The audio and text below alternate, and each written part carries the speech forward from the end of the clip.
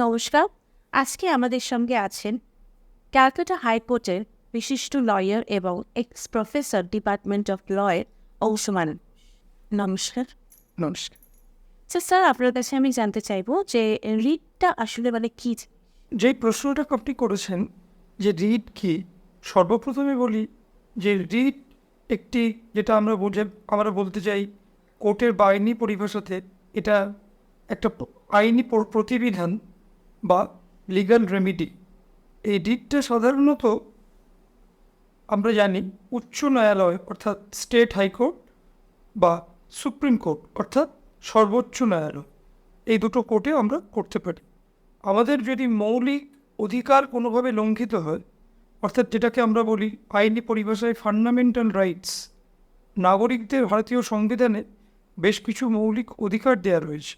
সেই অধিকারের কোনো ক্ষেত্রে যদি আমাদের কোনো বিচ্যুতি ঘটে বা আমরা যদি বঞ্চিত হই কোনো মৌলিক অধিকার থেকে, সেই ক্ষেত্রে সেই সংশ্লিষ্ট নাগরিক রিট কেস করতে পারবে স্টেট হাইকোর্টে বা সুপ্রিম কোর্টে তার ওই অধিকারকে পুনঃপ্রতিষ্ঠিত করবার জন্য। কত ধরনের রিট হয় আর অ্যাকচুয়ালি রিটের ডেফিনেশনটা কি, এটা যদি আমাদের আজকে বলেন। আচ্ছা, এবার আমি বলি, আমরা জানি মোটামুটি 5 রকমের রিট রয়েছে বা রিট কেস, যেটা আমরা 5 ধরনের হয়েছে। যেরকম number 1 habeas corpus, number 2 mandamus, number 3 certiorari, number 4 quo warranto and number 5 prohibition. এগুলো প্রত্যেকটাই আমরা জানি যে আমাদের মৌলিক অধিকার লঙ্ঘিত হলে আমরা করতে পারি। যেরকম হেভিয়াস কর্পাস, এটা একটা ল্যাটিন ওয়ার্ড।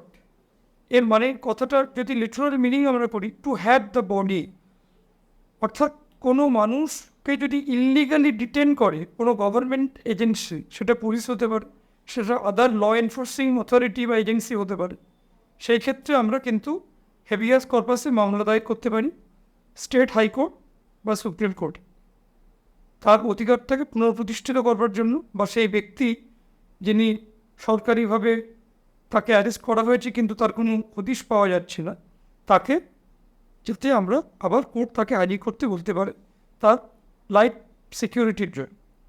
এটা হচ্ছে হেভিয়াস কর্পাস।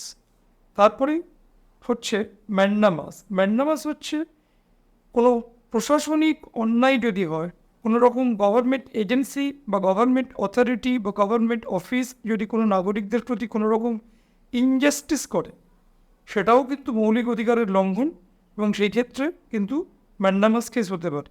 যেমন কোনো সরকারি কর্মচারী তার অফিসে তার প্রতি কোনো অন্যায় হয়, সেই ক্ষেত্রে সেও কিন্তু ম্যান্ডামাসে মামলা দায়ের করতে পারে। নেক্সট হচ্ছে কি না, কো ওয়ারেন্টো। আমরা জানি কো ওয়ারেন্টো কথাটা একটা ল্যাটিন ওয়ার্ড, এটার মানে হচ্ছে আন্ডার ওয়ার্ড ওয়ারেন্ট, অর্থাৎ কোন অধিকার বলে তুমি করছো। এটা হায়ার অথরিটি, হায়ার কোর্ট মানে সুপ্রিম কোর্ট বা হাইকোর্ট, এটা লোয়ার জুডিশিয়ারি বা কোনো লোয়ার অ্যাডমিনিস্ট্রেটিভ বডিকে কোনো যদি প্রশাসনিক বা কোনো রকম যদি জুডিশিয়ারি ও লোয়ার জুডিশিয়ারিতে কোনো রকম অনিয়ম বা কিছু হয় বা এক্সিডিং অফ জুরিসডিকশন এটসেট্রা যদি হয়, সেই ক্ষেত্রে কিন্তু হায়ার কোর্ট লোয়ার কোর্টকে এই রিট জারি করতে পারে ন্যায় প্রতিষ্ঠা করবার জন্য। আচ্ছা, সেট্রিওরারি মানে টু সার্টিফাই, অর্থাৎ কোনো অমিশন যদি হয়ে থাকে লোয়ার জুডিশিয়ারিতে, সেটা হায়ার কোর্ট কিন্তু সেটাকে দেখিয়ে সেটাকে স্টপ করতে বলতে পারে, যে না এটা একটা অমিশন হচ্ছে বা ডিসক্রিশনাল, যেখানে কোনো রকম যদি কোনো নন কমপ্লায়েন্স হয়, সেই ক্ষেত্রেও কিন্তু এই রিট হায়ার কোর্ট ইস্যু করতে পারে। প্রহিবিশন মানে আমরা এটা বুঝতেই পারছি নামের মধ্যে দিয়ে, প্রহিবিশন কথাটার মানে হচ্ছে নিষেধাজ্ঞা, অর্থাৎ টু প্রহিবিট, কোনো ইললিগাল অমিশন যদি কিছু হয় সেটাকে আমি বলছি একদম অলটুগেদার বন্ধ করে, প্রহিবিট করে, নিষেধাজ্ঞা করা হচ্ছে, সেটা হায়ার কোর্ট বা হাইস্ট কোর্ট অর্থাৎ অনারেবল সুপ্রিম কোর্ট বা হাইকোর্ট, এটা কোনো লোয়ার জুডিশিয়ারিকে কিন্তু করতে পারে, প্রহিবিট করতে পারে কোনো অমিশন বা নন কমপ্লায়েন্স যদি কিছু হয়।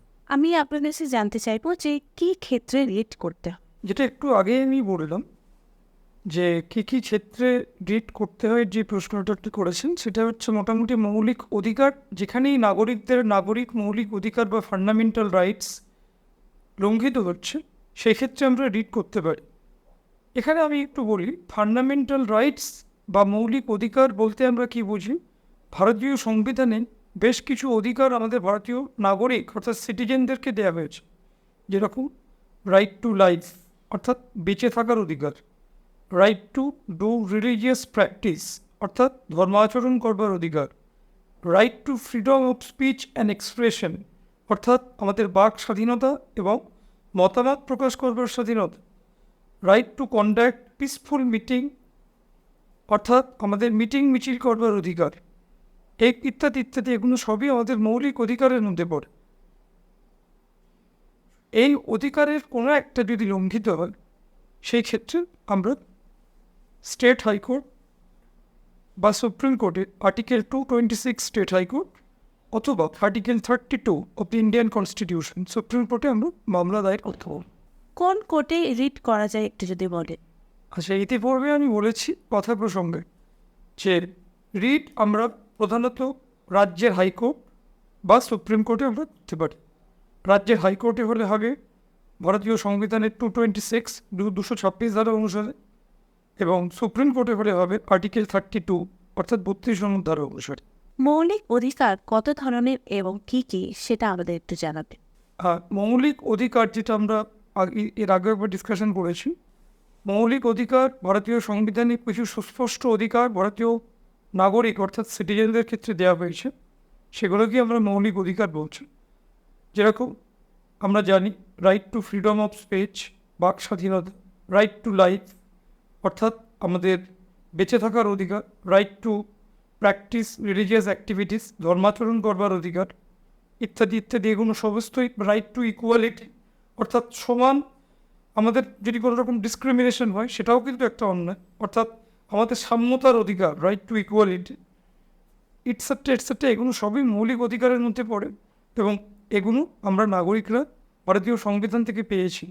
এর কোনো রকম লঙ্ঘন হলেই আমরা কিন্তু, যেটা আমাদের আজকের বিষয়বস্তু রিট, আমরা কিন্তু রিট কেস করতে পারি before the state high court or the apex court, that is honourable supreme court of India. ধন্যবাদ স্যার আপনাকে আমাদের আইনি জিজ্ঞাসা এপিসোডে আসার জন্য। আজকে অনেক কিছু আপনার থেকে আমরা জানতে পারলাম, ভবিষ্যতে আরও কিছু জানার ইচ্ছে আছে। নমস্কার।